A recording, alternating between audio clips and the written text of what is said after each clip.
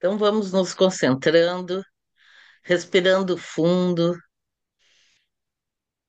deixando nossos pensamentos vagarem em harmonia e paz.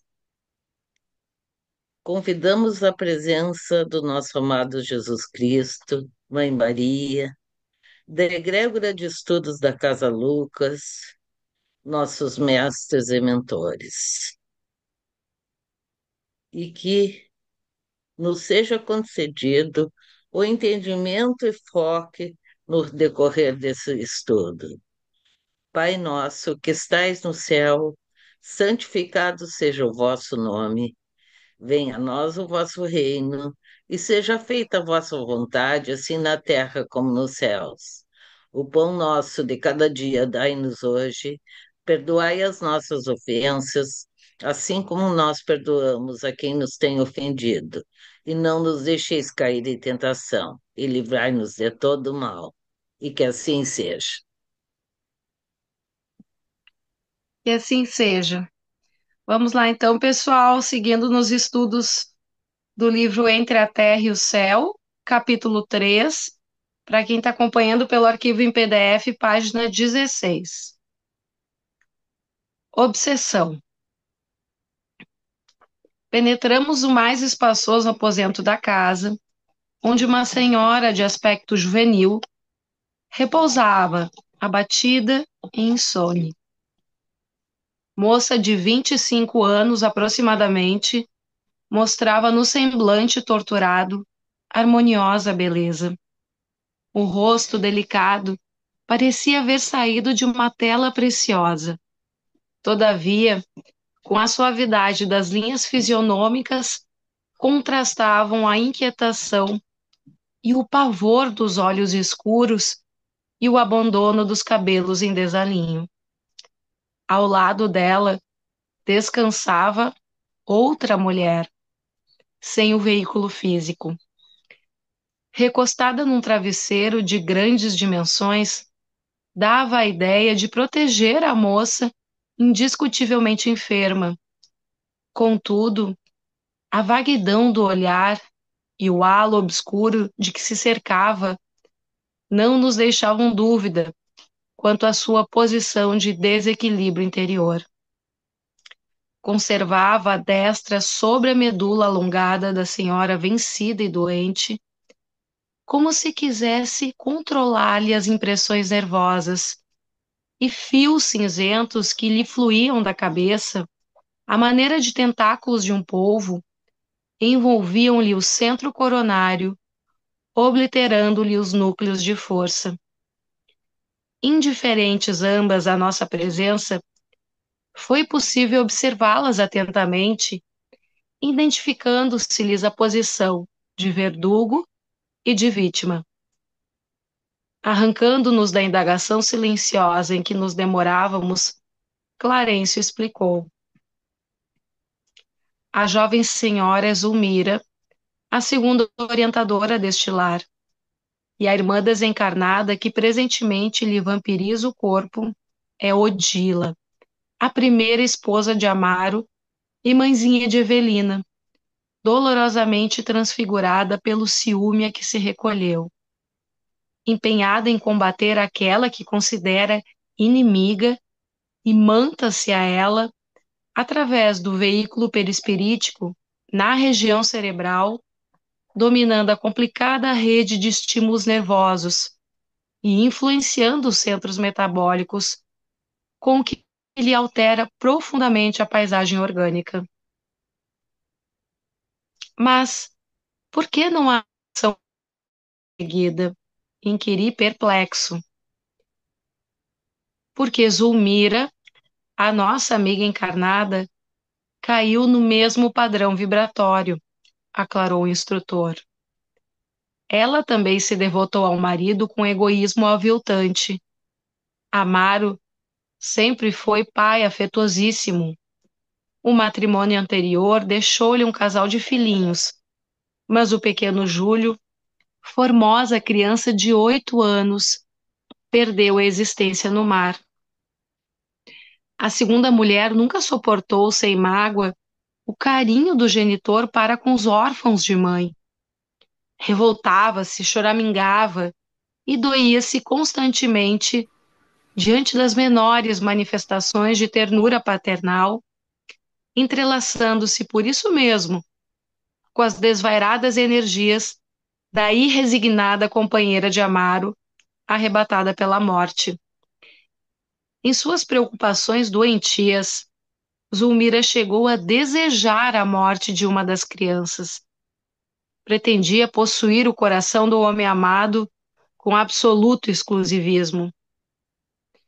E porque as atenções de Amaro se concentravam particularmente sobre o menino, muitas vezes emitiu silenciosamente o anseio de vê-lo afogar-se na praia em que se banhavam.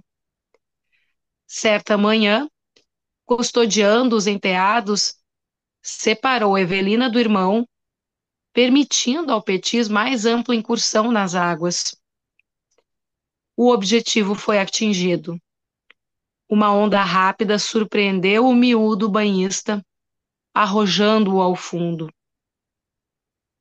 Incapaz de reequilibrar-se, Júlio voltou, cadaverizado à superfície. O sofrimento familiar foi enorme. O ferroviário sentiu-se psiquicamente distanciado da segunda esposa, classificando-a como relaxada e cruel com os filhinhos. Zulmira, a seu turno, acabrunhada com o acontecimento, e guardando consigo a responsabilidade indireta pelo desastre havido, caiu obsidiada ante a influência perniciosa da rival, que a subjugava do plano invisível. Clarencio fez ligeiro intervalo e continuou. O sentimento de culpa é sempre um colapso da consciência, e através dele, sombrias forças se insinuam. Zulmira, pelo remorso destrutivo, tombou no mesmo nível emocional de Odila, e ambas se digladiam num conflito de morte, inacessível aos olhos humanos comuns. É um caso em que a medicina terrestre não consegue interferência. Calara-se o ministro, qual se nos registrasse a presença por intuição. Odila movimentou-se e, agarrando-se à pobre senhora com mais força, gritou: Ninguém a libertará. Sou infeliz mãe espoliada. Farei justiça por minhas próprias mãos. E, contemplando a enferma com expressão terrível, acrescentava: Assassina, assassina! Mataste meu filhinho. Morrerás também. A doente abriu desmesuradamente os olhos. Extrema palidez cobriu-lhe a face. Não ouvia as palavras da adversária que lhe era invisível, mas envolta na onda magnética que a enlaçava, sentia-se morrer. Clarencio afagou-lhe a fronte e disse calmo: Pobre moça. Hilário e eu, instintivamente, abeiramo-nos de Odila para afastá-la com a presteza possível, mas o instrutor generoso deteve-nos com um gesto advertindo. A violência não ajuda. As duas se encontram ligadas uma à outra. Separá-las à força seria a dilaceração de consequências imprevisíveis. A exasperação da mulher desencarnada pesaria demasiado sobre os centros cerebrais de Zulmira e a lipotimia poderia acarretar a paralisia ou mesmo a morte do corpo. Mas, então, clamou Hilário contrafeito, como extinguir essa união indébita? Não será justo afastar o algoz da vítima?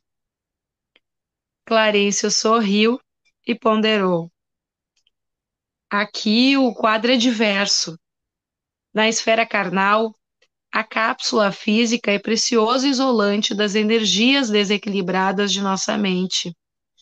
Entretanto, Em nosso plano de ação, no problema que observamos, essas forças desbordam ameaçadoras sobre a infortunada mulher, cujo corpo pode ser comparado a uma lâmpada de fraca receptividade, sobre a qual seria perigoso arremessar uma corrente superior à capacidade de resistência que se enquadra. A inutilização seria completa. Que poderíamos fazer? Indagou Hilário desapontado. Precisamos atuar na elaboração dos pensamentos da infortunada irmã que tomou a iniciativa da perseguição. É imprescindível dar outro rumo à vontade dela, deslocando-lhe o centro mental e conferindo-lhe outros interesses e diferentes aspirações. E não podemos começar exortando-a? O ministro, sereno, obtemperou sem alterar-se. Talvez assim, de momento, não pudéssemos ou não soubéssemos. A preparação é indispensável. Não, nada custa uma conversação de censura, alegou meu companheiro admirado. Sim, uma doutrinação pura e simples seria cabível. Contudo, não podemos esquecer que a organização cerebral da vítima permanece excessivamente martelada. Nossa intervenção no campo espiritual de Odila deve ser envolvente e segura para evitar choques e contra-choques que repercutiriam desastrosamente sobre a outra. Nem doçura prejudicial, nem energia contundente. O instrutor dirigiu piedoso olhar às duas mulheres e prosseguiu. A questão nesta casa surge realmente melindrosa.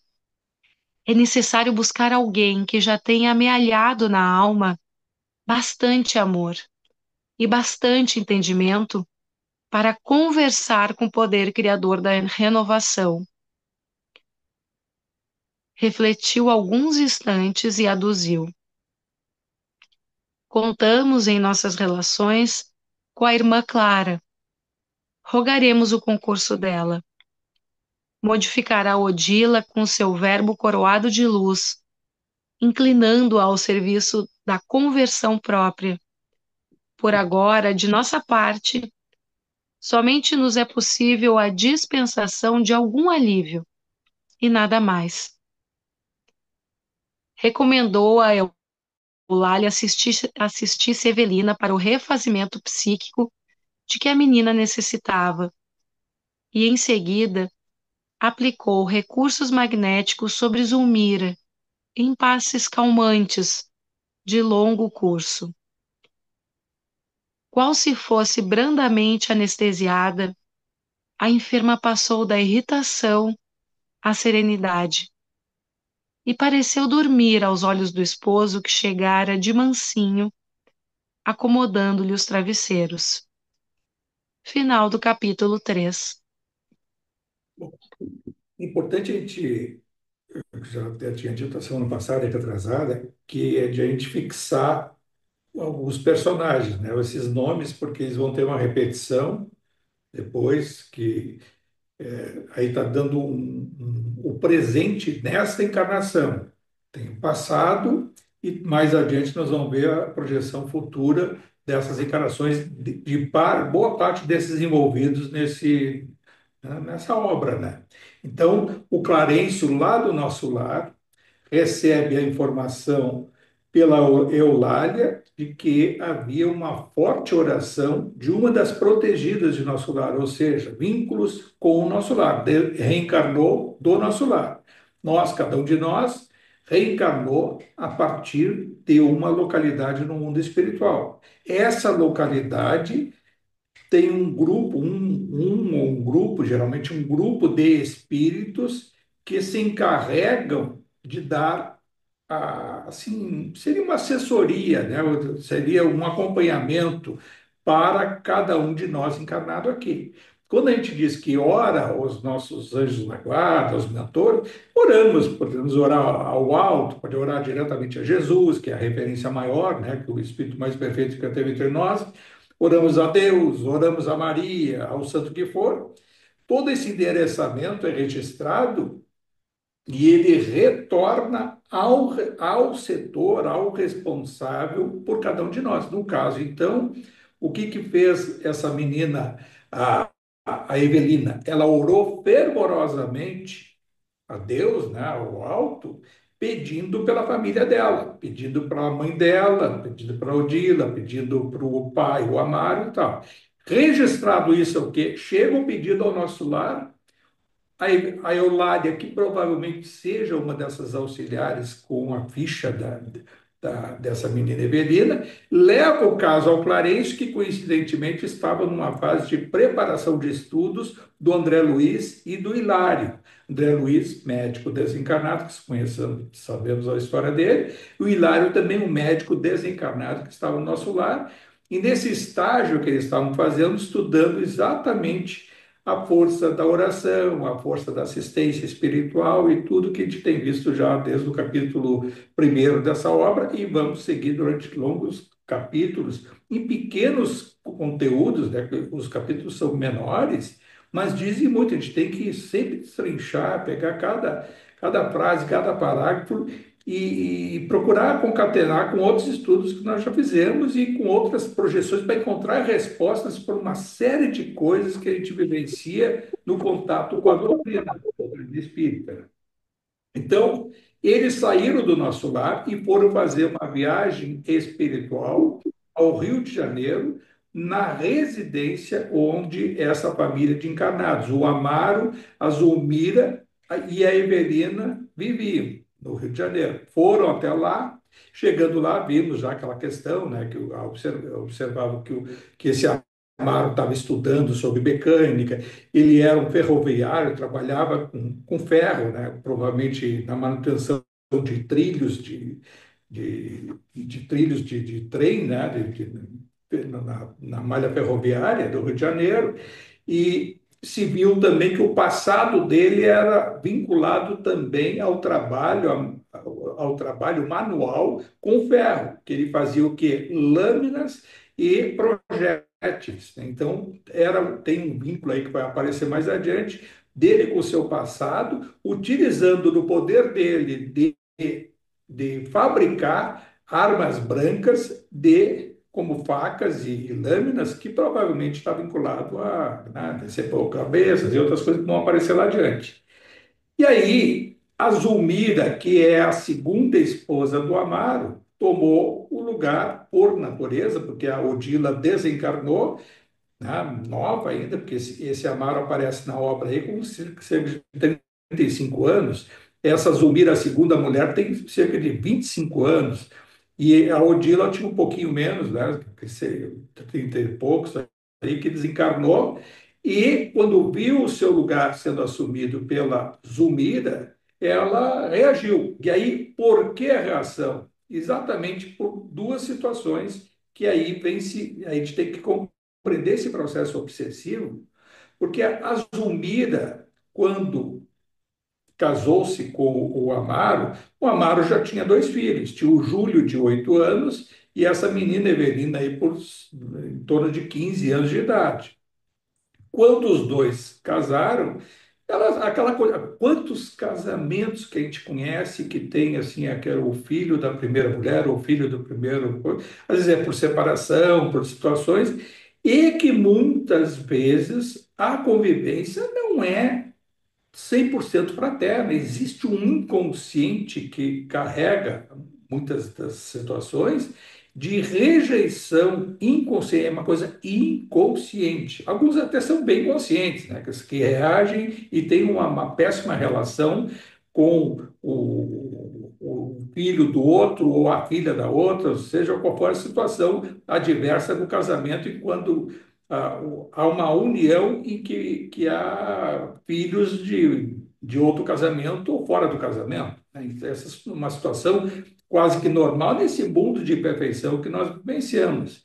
Então, o que que aconteceu essa Zulmira? A Zulmira, parece ali ser uma pessoa bonita, elegante e tudo e tal, mas bem mais nova do que o outro de 35, ela tinha 25, e ela tinha uma rejeição, um ciúmes em relação ao Amaro com a atenção que ele dava para a Evelina e principalmente para esse rapaz, o jovem esse de 8 anos, o Júlio.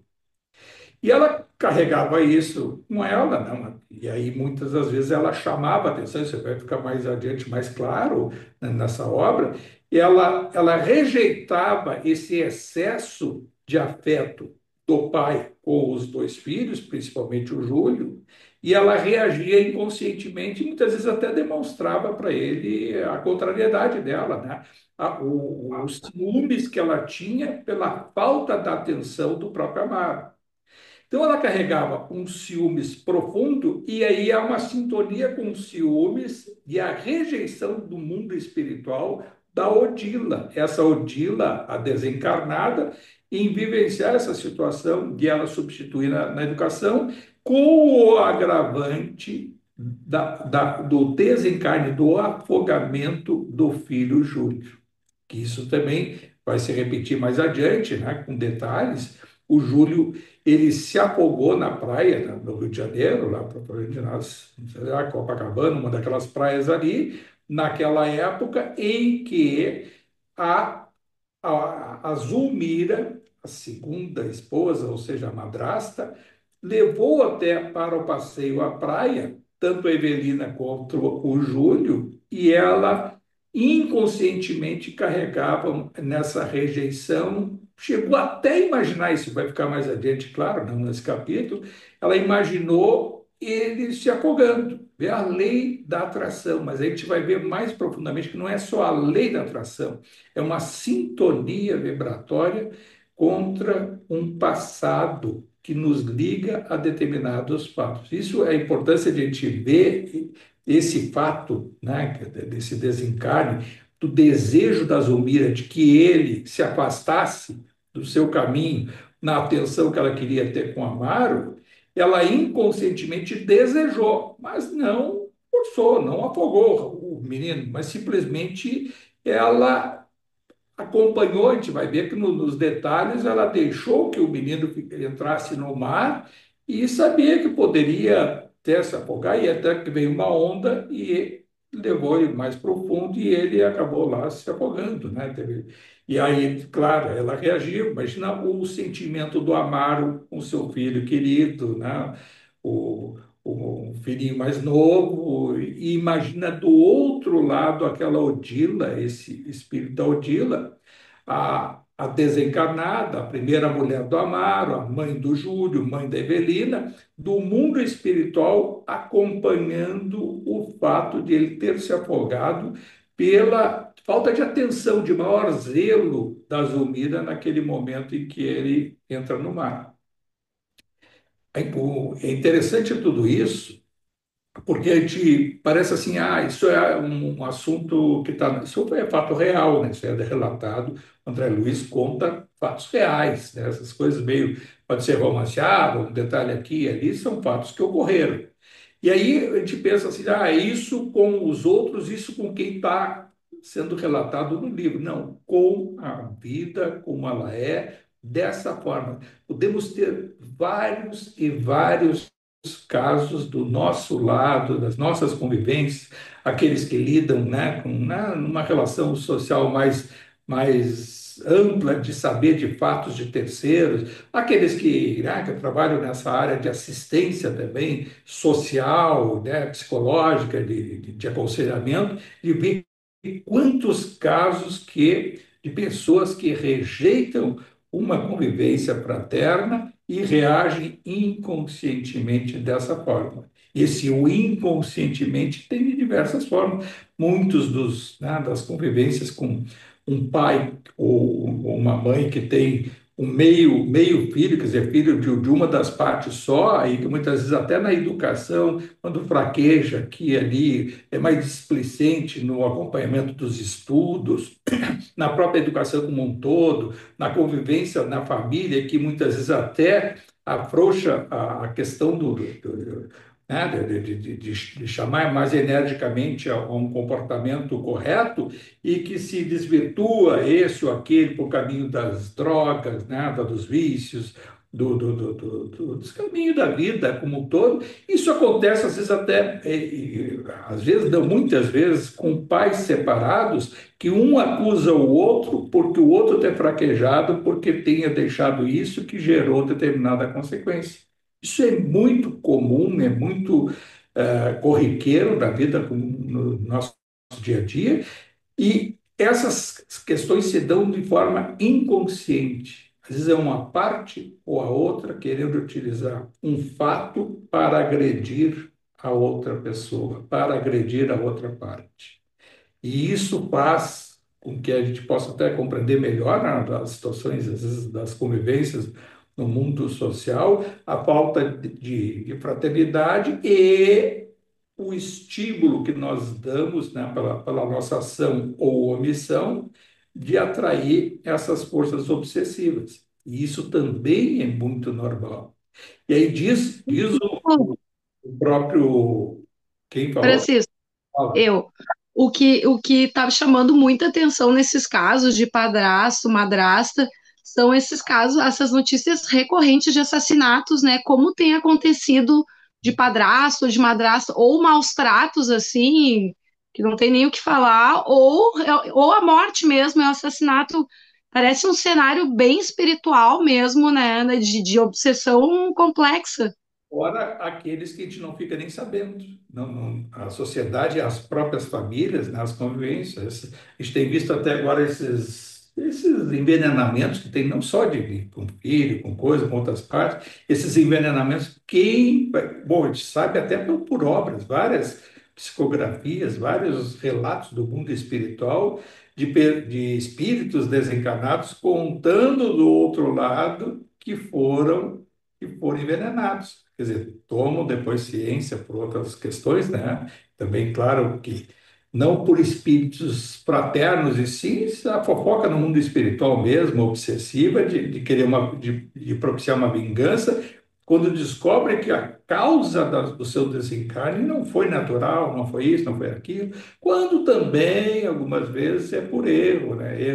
Erro profissional, erro no campo da saúde, um médico, num atendimento, numa troca de uma medicação, num excesso de medicação. Nós temos casos que não são, às vezes, relatados, mas às vezes essas cuidadores ou pessoas que têm um interesse em que né, uma pessoa adoentada já esteja recebendo assistência permanente, né, de um cuidador da própria família e que às vezes tem interesse em abreviar aquele desencarne e praticam muitas vezes até um determinado envenenamento, não com veneno propriamente, mas excessos ou subtração de medicamentos necessários, né? De deixar pelo seu descaso. E às vezes inconscientemente acabam até se retirando um pouco da assistência para que se acelere o processo do desencarne. Isso acontece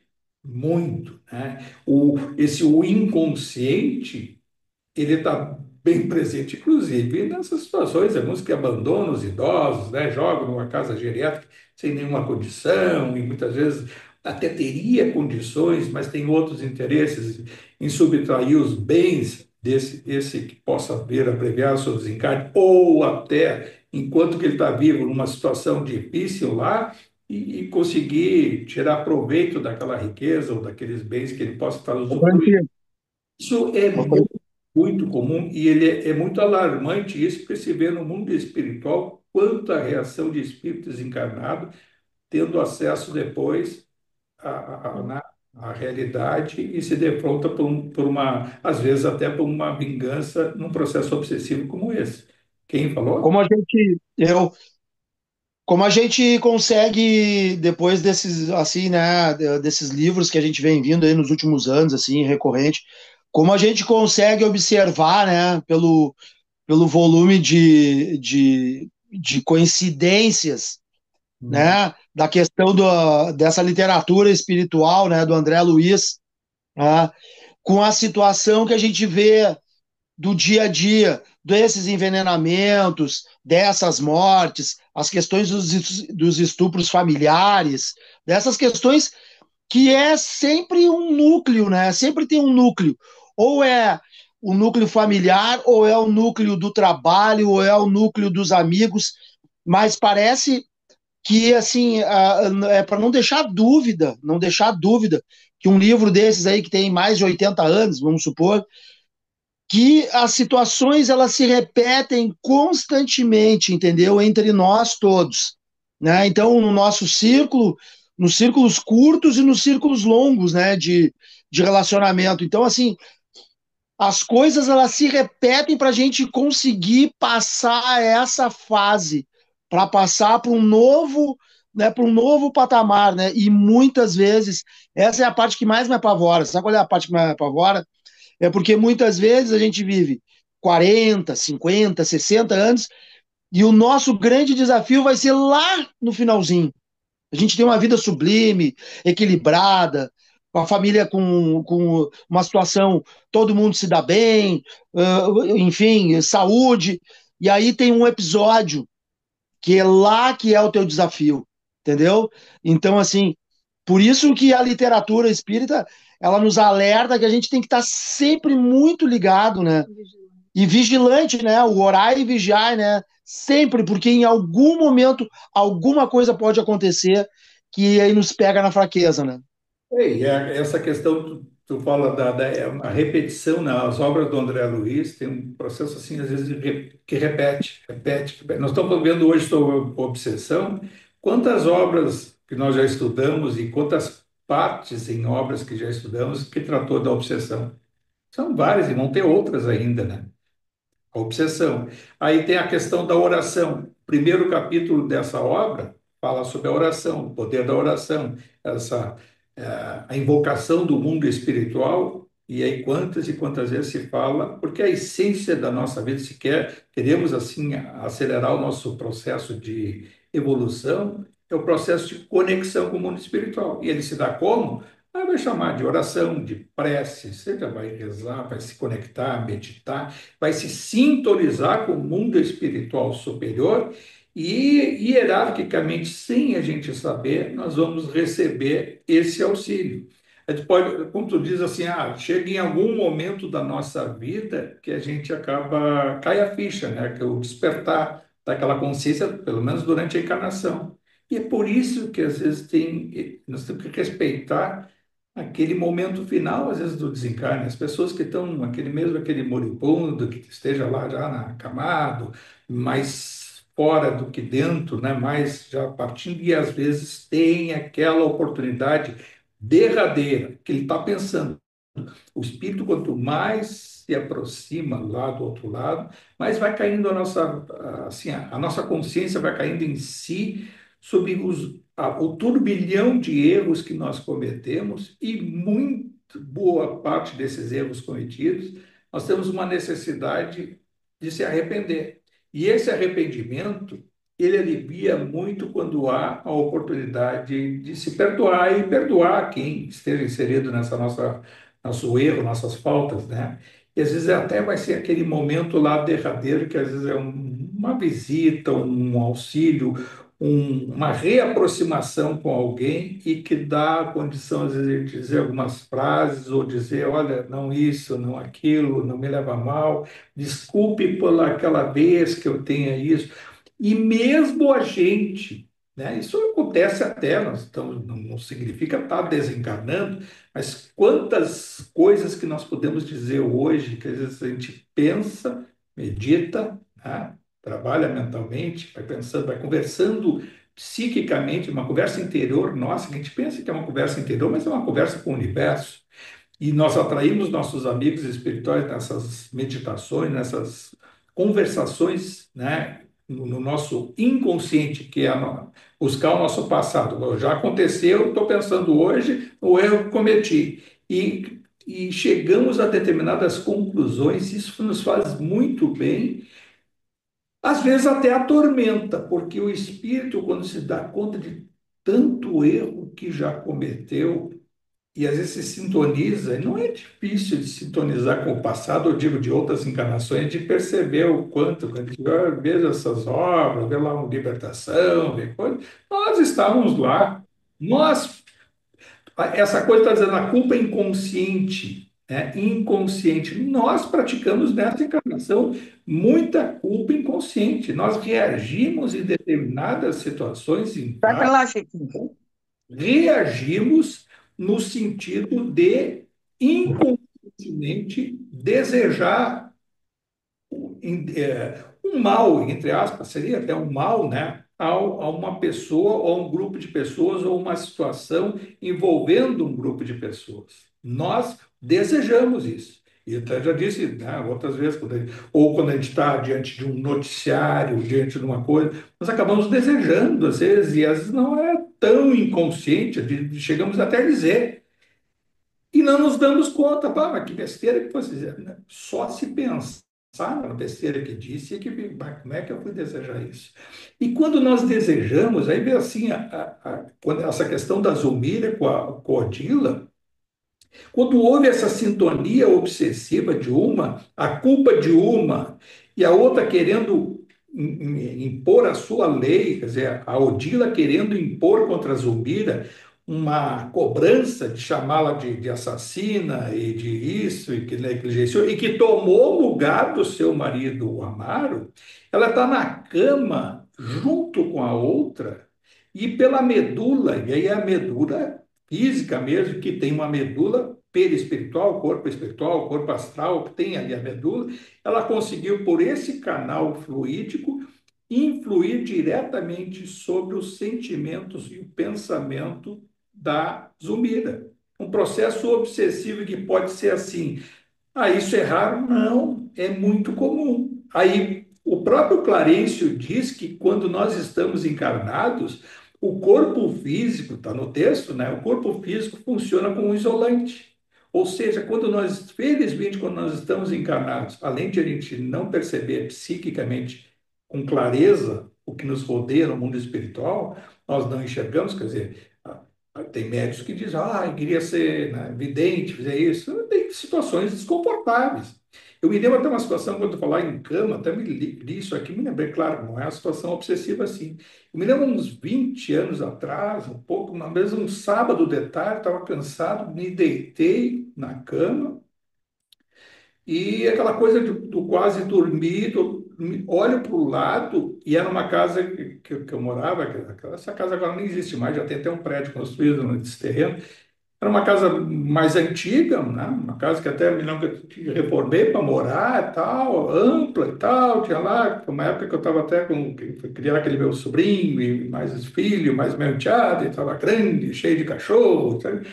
E aí eu me lembro que eu, cansado, deitei na cama, num desdobramento de quase dormir. Naquela época não tinha a compreensão, já conhecia bem a doutrina, mas não como hoje. Hoje eu vejo nitidamente, eu olhei para o lado, tinha uma senhora deitada, e eu fiquei com a sensação, o que que é isso? Não, recém eu tinha me mudado, e aí estava ali essa senhora, e eu era um espírito que estava lá, morando lá, estava, sei lá, e era um espírito de uma senhora, não era uma guria nem nada, era uma senhora.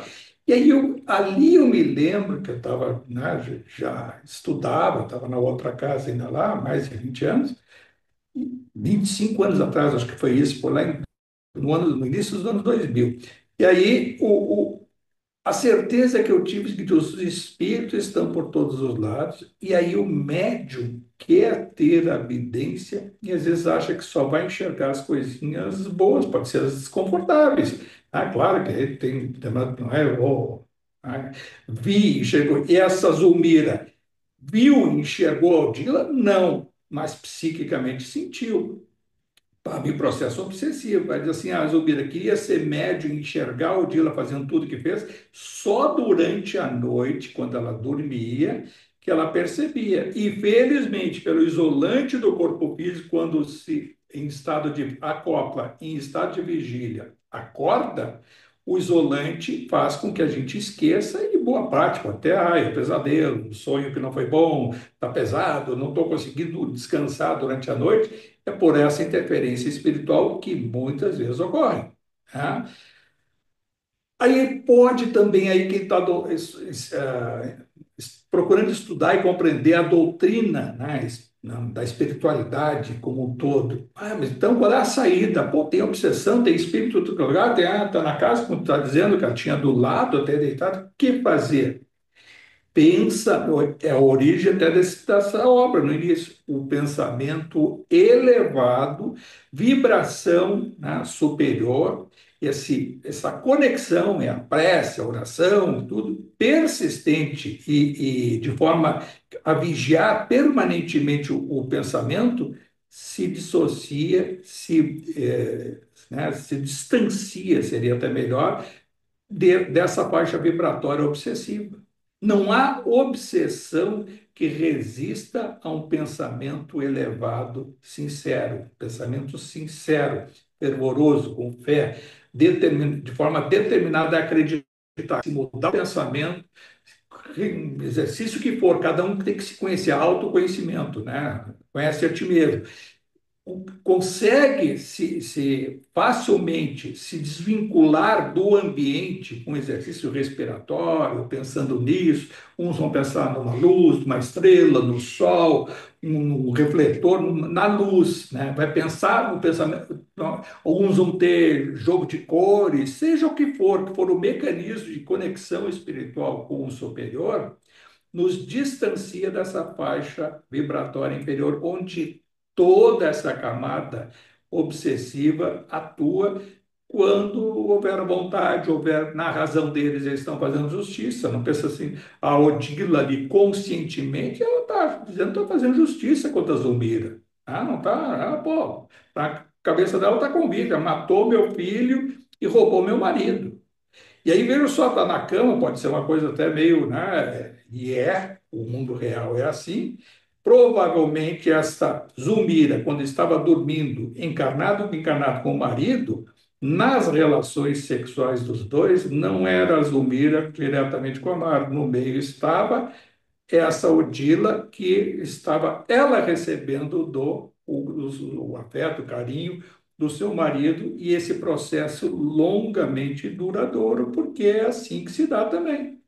Ou acham onde houver o desregramento, uma ação obsessiva, um desregramento até no campo sexual, como acontece, né? Muitas vezes nos motéis, nesses bordéis, essas coisas, o sexo é grupal, o sexo é desregrado e também atinge e atrai esse grupo de espíritos. No caso ali, mais determinado é o sentimento de posse, a Odila se achando a dona do marido, mesmo encarnado, nem permitia a própria Zulmira ter essa sensação de que ela que estava satisfazendo o próprio marido e provavelmente ela tomando a frente, e aí no processo obsessivo do ectoplasma, do fluido vital da própria Zulmira, que servia né, de alívio e de sensação de prazer para a própria Odila. E o Amaro, provavelmente até poderia até se sentir que estava sonhando com a ex-mulher ou ter uma sensação e assim interagia e às vezes até quando é persistente uma ação como essa, um processo como esse, até se acomoda e passa a viver obsessivamente durante um longo tempo. Isso também ocorre sem as pessoas perceberem. Muitas vezes acontece. Acontece o desregramento, né, tanto para as viciações, para as drogas, para o álcool, como para o sexo, ele pode ser persistente durante um tempo e estar havendo uma interação com outros espíritos. Acontece com alcoólatras, aqueles que bebem muito, são alcoólatras, atraem outros alcoólatras, que se habituam a ficar ao lado de outro encarnado alcoólatra, porque já habitualmente vai receber aquele fluido vital que dá para ele a sensação de estar consumindo o álcool. Às vezes nem vai pensar se está encarnado ou desencarnado, isso é só detalhe para eles. Não é detalhe para todos os espíritos. A gente está ou não encarnado é apenas um detalhe. Isso o próprio Inácio diz, né? O espírito, o de Londres, é apenas um detalhe, mais ou menos energia. E às vezes é bem mais energia do que é mais energia do que o mundo dos encarnados, que é lá nesse baixo astral, nessas cidades trevosas, né? Subumbralinas e assim por diante. É muito interessante a gente ver tudo isso e assim, pode amedrontar e dar. Qual é o remédio para tudo isso? Oração, elevação do pensamento e criar um hábito, assim, quando ele está no Evangelho, né? Quando cair em tentação, orar e vigiar. Quer dizer, para não se cair em tentação, orar e vigiar. Ou seja, eleva o pensamento e vigia para não cair de novo. E isso, quando se torna um hábito na nossa vida, no dia a dia, melhora muito, nos cria né, uma proteção que nem a gente às vezes consegue mensurar, mas ela é uma realidade do mundo espiritual. E aí o Clarice está diante desse caso ali, é o que fazer? O André Luiz e esse outro Hilário, mas vamos interferir? Vamos... Não, interferir. A gente vai interferir no livre-arbítrio, aliás, tanto uma como a outra inconscientemente estão atrelados a uma situação comum, uma com ciúmes absurdo, né, contra o marido que ficou encarnado e ela desencarnou, e a outra um sentimento de posse que levou até o inconscientemente a praticar realmente aquele assassinato inconsciente. Ou seja, quando a gente fala tanto, o suicídio indireto, o suicídio inconsciente, também tem o assassinato inconsciente, como foi desse. Mas que horror! E aí aconteceu isso. Nós assassinamos inconscientemente muitas situações, nós desejamos inconscientemente muitas situações que mal a gente sabe que a gente manda ao universo um comando negativo contra nós mesmos. É aquela história, né? Aquela situação fluídica do manda e volta, né? E tudo que a gente deseja de mal, né, de controverso ao perfeito, volta contra nós. Não significa de forma fulminante volta, não, dá a oportunidade do arrependimento, dá a oportunidade antes do compreender. Às vezes, quando a pessoa não quer, às vezes vem e aí vai. Esse ato, né, equivocado que nós praticamos no inconsciente, através do nosso pensamento, vai, se não fizer esse trabalho psíquico de rever, né, de pensar nos seus erros, como é que tem sido a minha vida, né? Às vezes vem de uma forma de obstáculo, vai ser de uma doença, vai ser de uma perda, né, grave que vai nos gerar necessariamente a uma reflexão, né, sobre aquele ato, por que eu estou passando por isso, não se revoltar contra Deus, não se revoltar contra... Não adianta fazer isso, somos nós mesmos. E isso é muito importante. E como, felizmente, os espíritos, né, obras como essa, que a gente estava falando aí há pouco, né, o que quando a gente estuda, lê, procura estudar, aí psiquicamente tem que se libertar do egoísmo, né, se libertar do orgulho, que nos impede, que as duas derivações dos dois principais defeitos humanos têm origem ou no orgulho ou no egoísmo.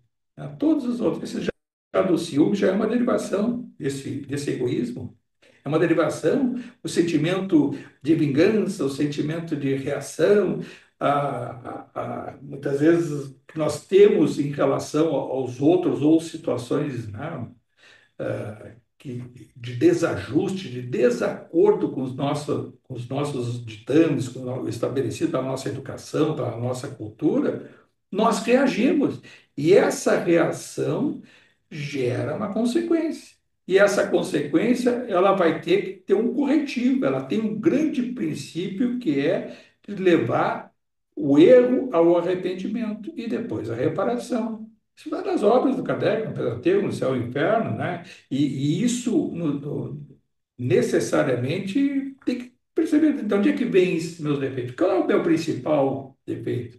Nós sabemos, e tá aí quando é falado claramente nesse texto, né, que fica ali essa briga da Zulmira com a Odila, ela é uma culpa inconsciente. Por quê? Porque a lei da consciência está onde? Lá no Livro dos Espíritos, resposta da pergunta 621 do Livro dos Espíritos.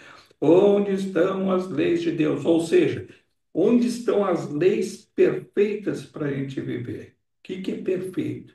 A consciência. Nós já temos na nossa consciência o que é certo e o que é errado. E não vai estar ali como dizer assim, então eu vou pensar ou fazer tal coisa, quero saber. A consciência vai pesar.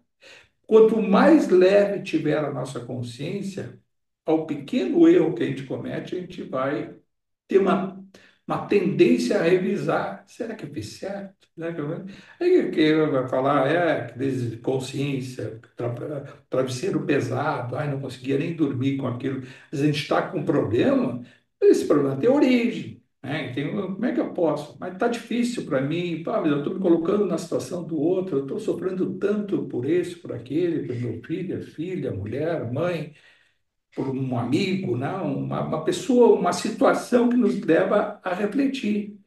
Tem origem o problema. Tem problema, tem coisas que não estão ao nosso alcance, mas a nossa consciência consegue fazer esse exame da situação com uma isenção maior. Quando nos envolve diretamente, se pesou a consciência, tem origem. Como é que foi? Por que está me fazendo mal tal coisa? Vai ter origem, vai ter ali alguma coisa, uma manifestação, uma ação ou omissão que gerou tal situação, e vai ter uma origem, certamente vai estar no egoísmo, no orgulho, uma derivação desses outros efeitinhos que a gente carrega no dia a dia.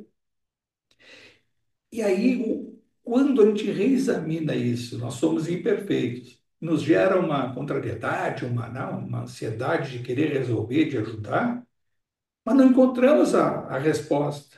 Pede ajuda. É esse o pedir obtereis. É essa forma de orar, de meditar, de se comunicar com o mundo espiritual. Pede a esses amigos espirituais que agem de forma intermediária a nosso favor, são designados exatamente para isso. Eles às vezes estão ansiosos do outro lado, nos acompanhando, porque eles têm, né, eles foram designados por essa forma, até que quando a gente falou sobre a oração, do pedido que foi feito por essa menina, Everina, nós emitimos a nossa rogativa, o nosso pedido, ele é registrado e vai ser atendido pelos intermediários vinculados a nós. Esses são chamados espíritos amigos.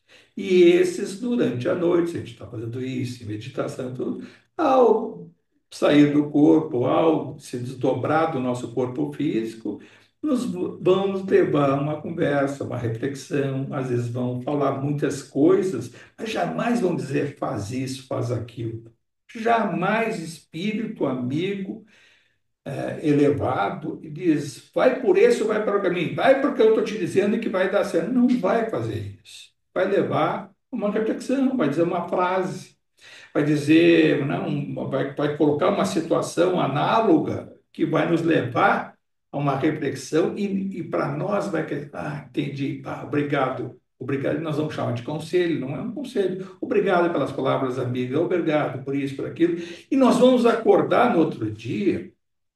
Não significa que a hora saiu do nada, saiu, levantou, está se despertando, que venha logo isso. E vai ser, às vezes, dos primeiros momentos, das primeiras horas. Vamos estar lá, está escovando os dentes, ou está fazendo a barba, ou está lá. E vem determinada situação e que a gente não se lembra nitidamente como foi essa conversa. Mas cai para nós um pensamento que nos leva, pô, ontem eu estava pensando tal coisa, é mesmo, quem sabe eu faço isso e aquilo, e vamos.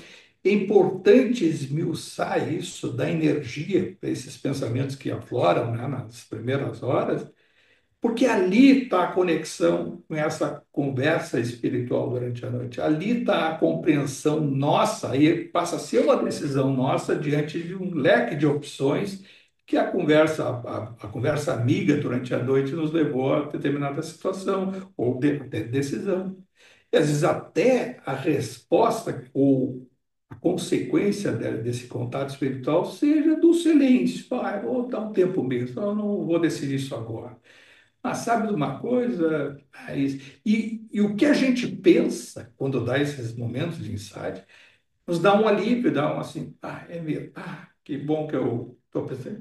Alguns têm a pretensão, tive uma excelente ideia, aí vem lá, bom, deixa cada um com a sua pretensão, né? Claro que são decisões nossas, mas com o auxílio do mundo espiritual. O mundo espiritual, o amigo, age em nome do Altíssimo, em nome do Perfeito, hierarquicamente, todos sintonizados fraternalmente em nome da benevolência divina.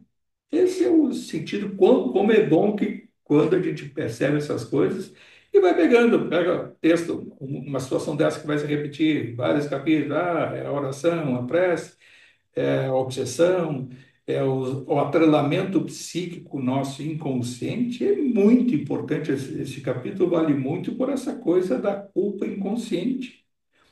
Todos nós temos culpas inconscientes vinculadas a esta encarnação e que a gente até não se dá conta, mas tem vínculos com o nosso passado.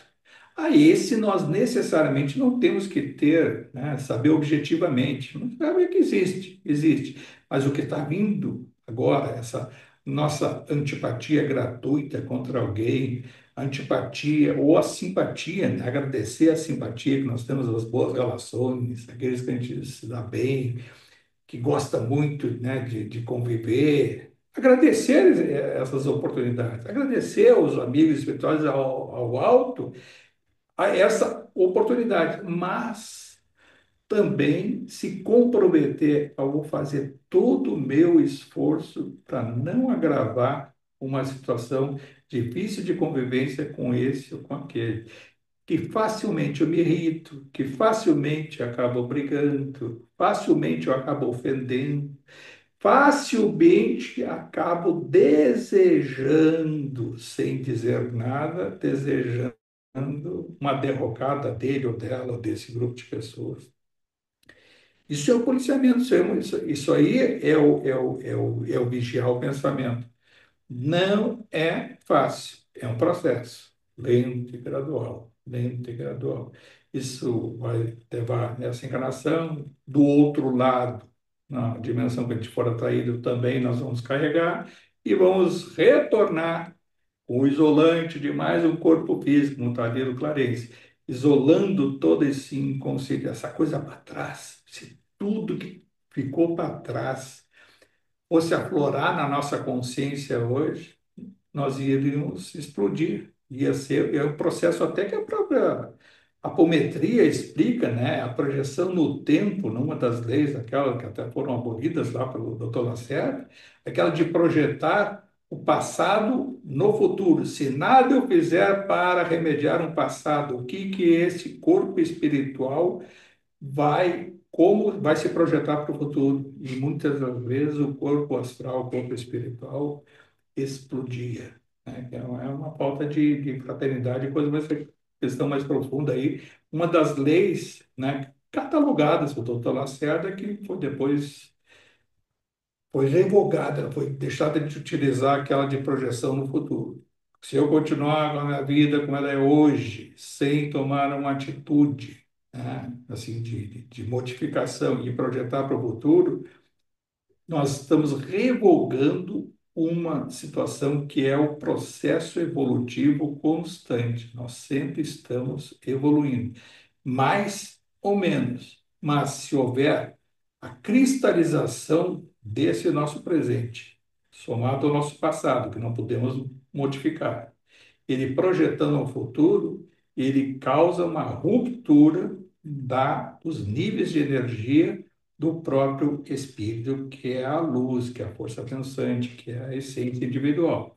Os envoltórios, eles sofrem uma ruptura, uma degradação, uma violência. Isso acontece já no processo de degradação do espírito, quando ele persiste no mal, persiste, né, nesse processo persistente de não querer evoluir, de não querer reexaminar suas atitudes, degrada o corpo espiritual e se volta contra si próprio, se auto-exilando naquele corpo espiritual, transformando num ovoide. Por isso que se volta.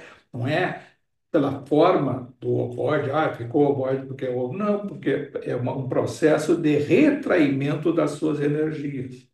E esse processo leva um longo período para se recompor e retomar um processo encarnatório, que não vai ser direto numa dimensão como essa nossa aqui, sim, dimensões intermediárias. Não se esqueça que o espírito reencarna em todas as dimensões e desencarna em todas as dimensões.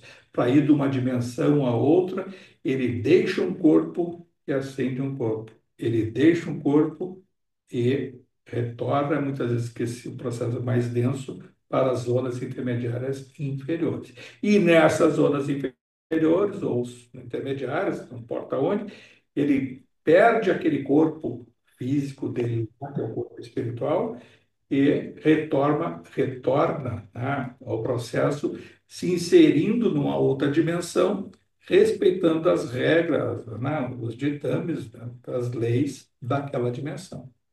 No nosso caso encarnado, nós passamos por processo da concepção, e essa concepção tem um perispírito que foi, vemos lá no Missionários da Luz, né? Miniaturização do corpo espiritual para ser um futuro embrião aqui, um processo de fecundação, e leva isso aqui em torno de 9 meses. Conforme até a dimensão, é mais ou menos. Começo até por menos, nossas intermediárias superiores aqui, nessas colônias superiores, o reencarne é por volta de 6 meses de gestação. Francisco, O assunto, pessoal, eu fico até com receio, às vezes, por quem não tem um pouco mais de leitura, fica com dúvida. Mas bom, mas registrem as dúvidas e, posteriormente, aí façam perguntas. ô Primeiro, Francisco, tu acha que todo o processo de desobsessão ele vai precisar em algum momento de uma doutrinação? Ali no capítulo falou, seja essa doutrinação num atendimento mediúnico clássico ou no próprio mundo espiritual, tu acha que para haver esse desligamento do, né, obsessor e vítima, vai precisar em algum momento da doutrinação, seja no plano espiritual ou no terreno, no atendimento, ou pode ocorrer do espírito, do obsessor se desligar da gente por, sei lá, N motivos, ver a nossa mudança de conduta sem precisar dessa doutrinação? O que que tu acha? várias alternativas. Nesse caso aí, a gente vê que essa Odila, ela vai receber depois assistência, até o Clarício disse que a servidora chamada Clara, que ia ser convocada para acompanhar o caso da Odila, e ela vai dar essa assistência. Primeiro, pela relevância moral dela e provavelmente por já conhecer a folha de serviços dessa Odila. Então, ela que vai ser uma das que vai, né, que vai ajudar. Agora, tu falasse assim da desobsessão, se dissipar essa energia densa da desobsessão ao natural. Acontece muitas vezes, muitas e muitas vezes. Acontece, às vezes, o obsessor se afasta por a razão dele, também tem sua evolução. Ele cansa, sabe de uma coisa? Aí aparece um amigo espiritual dele, ele vê um outro exemplo. Pô, quantas situações se tem registradas no mundo espiritual? O próprio Chico Xavier contava, né? Porque ele diz assim, pô, as pessoas não dão a importância, muitas vezes, da caridade material. Fica assim, não, deixa cada um se levantar e tal. E ele contava, ele dizia assim, pô, tem um período assim que mais o mundo espiritual, na exemplificação, essas épocas que se fazem de auxílio, ele dizia que até o auxílio que ele dava no Natal, que ele ajudava com, né, com isso, com aquilo, até com brinquedos, uma criança e tal. E aí, no mundo espiritual, ele descrevia, porque depois ele conversando com Emmanuel, né, espiritualmente, claro, a capacidade que ele tinha de interagir com o mundo espiritual, de que muitos espíritos amigos daqueles que ele ajudavam se aproximavam e levavam outros espíritos, esses assim, meio que obsessores, meio perseguidores, meio que às vezes até vinculados a outros de uma forma perniciosa. E esses outros assistindo aquilo que fazia o Chico Xavier e a turma dele, não era ele sozinho, né? A equipe toda, e essa assistência espiritual e outros espíritos gratos e encarnados, comovidos, felizes de ter aquele momento, que pessoa que não tem nenhum momento de felicidade, às vezes é um pequeno gesto, às vezes eu vejo lá o próprio em Uberaba, lá no o Bacelli contando, ele tem lista, já tem lá 7.000 cestas que ele vai ter que distribuir dia 21 de dezembro, que ele falou. E aí eu pensei, pô, mas que cestas básicas? Eu pensei, cesta o quê? Uma cesta uma cesta de 90 e poucos reais. Te imagina o que dá em 90 e poucos reais. As pessoas estão inscritas e já querem tirar já até o dia que vai ser distribuído aquele negocinho da senha lá para retirar essa cesta, que vai ser distribuído naquele dia. E tem pessoas que estão assim, não vejo a hora, não vejo a hora de ganhar minha cesta de 96 reais no dia 21 de dezembro. Aí são pessoas ali que vivem até de pegar ali a comida com eles e tal e tal. Mas isso às vezes nos envergonha. E no mundo espiritual, contava o Chico Xavier conversando, e que ele dizia assim, o quanto que espíritos que estavam se opondo a reencarnar, não queriam reencarnar, e alguns com medo, outros porque não queriam se aproximar, não, nem quero saber, vou continuar aqui do outro lado. E quando viam esses momentos, né, de assistência, e aí a assistência era material mesmo, era do carinho, do fraternal, de se aproximar, aquilo ali dava um alívio a muitos desses espíritos. Não, eu vou, pô, depois de ver tudo que eu vi, e alguns até sabendo quem era o Chico Xavier, com a notícia, né? Olha esse espírito elevado fazendo todas essas coisas, esse envergonhamento, assim, não, eu vou, eu vou. Muitos aceitavam a reencarnação diante do exemplo que estavam vivenciando.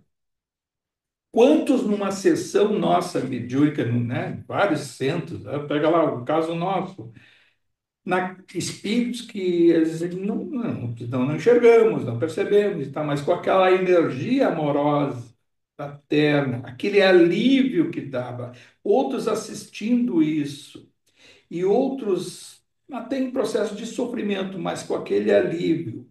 Aceito aquele encaminhamento, penso que é fácil, vão encaminhando, encaminhando, vai. Vai porque está afim de ir. Vai porque se entrega, muitos dos espíritos, que, né, mesmo que se apossando de determinados os médicos que dão passagem, ou não dando passagem, também acabam indo igual, se aliviam e aquela exaustão, diz assim, aceito aquele carinho, que nem percebe como carinho, mas aquele alívio fraterno, aquela energia de amor, e acabam indo a um hospital, uma área intermediária de recuperação. Aí vão se refazer lá, e aí vai ter um processo aí, esse longo processo que a gente viu aí, quantos e quantos exemplos para o processo de preparação para uma nova encarnação, ou, né, de onde vai ser atraído psiquicamente. Essas coisas a gente tem que pensar, são detalhes que a gente não pode ficar assim mecanicamente. Quanto que às vezes um olhar a alguém, uma atenção numa conversa amiga, um ouvido que vai ouvir um problema de alguém, às vezes a gente encontra duas, três frases, não muito mais que isso, essas frases que às vezes fomos inspirados, aí diz para alguém, alivia. E as pessoas, bora, então não conversamos muito, mas fez tão bem aquela nossa conversa, mas por poucos minutos, a energia canalizada. Não é que nós somos, ninguém é, nós somos às vezes o intermediário, quando a gente tem o propósito de auxiliar, nos tornamos intermediários do alto para passar essa atenção. Isso vale também para, às vezes, a gente meditação, pensando, pensar, às vezes, no problema de alguém, olha, estou lendo, né? Estou lendo bem devagar, embora não tenha muito tempo, aquela obra que eu disse para vocês do Dimas. Olha, que coisa maravilhosa, claro, lendo devagar. Se fosse ler rápido, aí não fixe. Lendo história desses. esses cristãos primitivos, é uma época de Jesus, ainda antes dele, na época do João Batista. Os caras com lepra, leprosos, caminhando com o pé no chão, quilômetros e quilômetros, com aquelas feridas no corpo, aquele sol escaldante, sem ter água, ficavam ah, assim, pensando, não, ou rezando, será que vai ter água? Iam ter 2, 3 copos por dia de água, imagina com cheio de ferida, com dores excruciantes, né? Aquelas feridas da lepra, comida que era jogada fora no próprio, na poeira, ali na terra, e aí comia, às vezes, comida estragada, podre. Às vezes, um que outro que dava uma moeda jogava longe, porque não podia se aproximar, eles tinham que caminhar com aqueles sinos para alertar que os leprosos estavam se aproximando. E aí um que às vezes aí tá a Joana de Cusa, uma das que aparece ali, que era a mulher do Cusa, né? E que era também amiga da Isabel, que era prima de Maria de Nazaré. Então, dessa situação, são aquelas que se aproximavam e não pegavam lepra. Por que que não pegavam lepra? Pegavam lepra, não, a questão está, a explicação se sabe que espiritual, depois, Jesus não pegou nada, a doença também ela está invocada. A gente sabe também naquela história que lemos a história de Maria de Magdala, que depois vai se unir a Maria de Nazaré, depois da crucificação, em auxílio aos leprosos, e mais adiante Maria de Magdala pega a lepra. E ela um dia se banhando na coisa, né, no rio, e assim, viu as primeiras feridas e disse, nós os leprosos, posso agora dizer nós os leprosos, ela passa a se unir aos leprosos, depois de uma longa trajetória dela de assistência.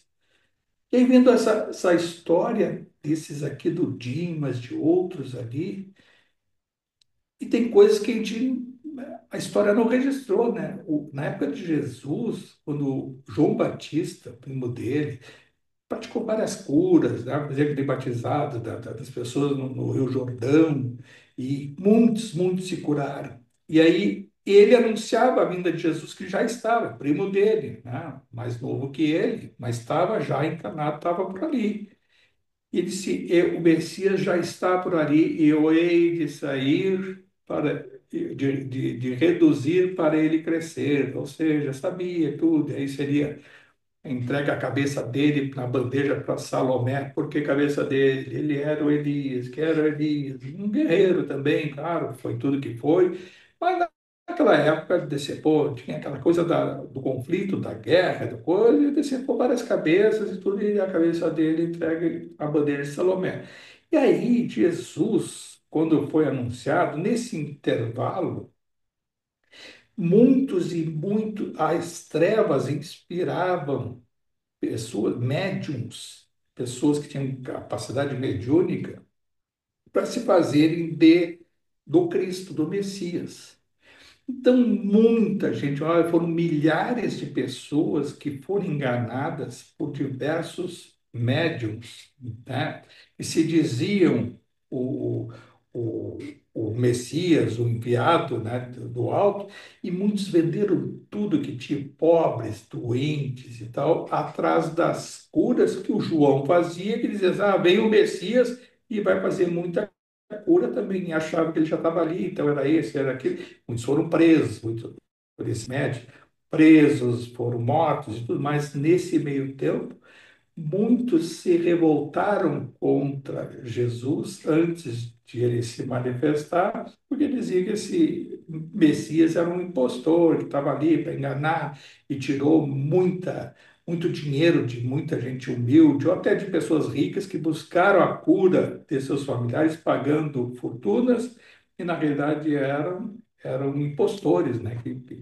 Falsos profetas, né? Os falsos profetas que aí estavam lá, que mais adiante, então, quando vem Jesus, aí o ponto alto dele, aí outro fenômeno mediúnico, quando ele se aproxima do monte, né, que aí profere o sermão do monte, tinha, segundo relatos do mundo espiritual, irmão José contando, cerca de 5.000 pessoas, na grande maioria, 70, 80% de doentes, né, de pessoas, entre os leprosos, entre aqueles, né, os cegos, os moribundos, que eram levados todos a esse local. E Jesus, quando falou, todos contavam o que ele disse que foi o sermão da montanha, que foi o ponto alto do cristianismo, é o sermão da montanha, as bem-aventuranças, né? Como que todos ouviram? Não tinha megafone, não tinha microfone, não tinha nada. Jesus não gritava. E todos, quando ele estava falando, a multidão, todas estavam assistindo sem fazer um barulho e choravam, saíam lágrimas de emoção e se aliviaram, muitos naquele momento só ele falar, se aliviaram de todas as suas dores e abriu-se a consciência de muitos para perceber o que estavam passando. E claro, milhares foram curados, encontraram a cura, e aí entre esses até tem os leprosos, que muitos foram curados.